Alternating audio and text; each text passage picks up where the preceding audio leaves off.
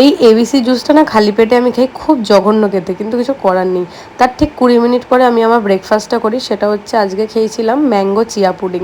এই গাছগুলো শ্রেয়া এনেছিল, যেটা তোমরা আমার লং ব্লগে দেখতে পারবে, তো অবশ্যই চলে যাও, চ্যানেলে পোস্ট হয়ে গেছে অলরেডি। জল দিয়েই দুপুরবেলা জোজোমোকে খেতে দিয়ে আমি এখানে আমার লাঞ্চের প্রিপারেশন করে নিলাম। আজকে একটু চিকেনটা কাবাবের মতো করে খেয়েছিলাম। দেন সন্ধ্যাবেলা একটু বাইরে বেরিয়েছিলাম, দেন বাড়ি এসে ঠাকুরের সব বাসন বাসন মেজে ঘরের লাইট বন্ধ করে আর কিছু বাসন বাকি ছিল ঘরের, ওইগুলো মাজলাম। ফ্রিজটা অনেক দিন ধরে অমানুষের মতো হয়েছিল, সেটাকে একটু মানুষ করলাম আর কি, পরিষ্কার করলাম, জিনিসপত্র অর্গানাইজ করে রাখলাম। এবার সত্যি একটু মানুষের মতো লাগছে ফ্রিজটা। পরের দিন সকালবেলা ওভারনাইট ওটসটা খাবো, এই জন্য আগে থেকে বানিয়ে ফ্রিজে রেখে দিলাম। ওগুলো করে রান্নাঘর পরিষ্কার করে আমি বসে বললাম ডিনারে। প্লিজ প্লিজ ডিনারটা দেখে কেউ হেসো না, আজকে খুব ক্রেভিং হচ্ছিল আমার বিরিয়ানির, আমি বহুদিন পর বিরিয়ানি খেলাম আজকে।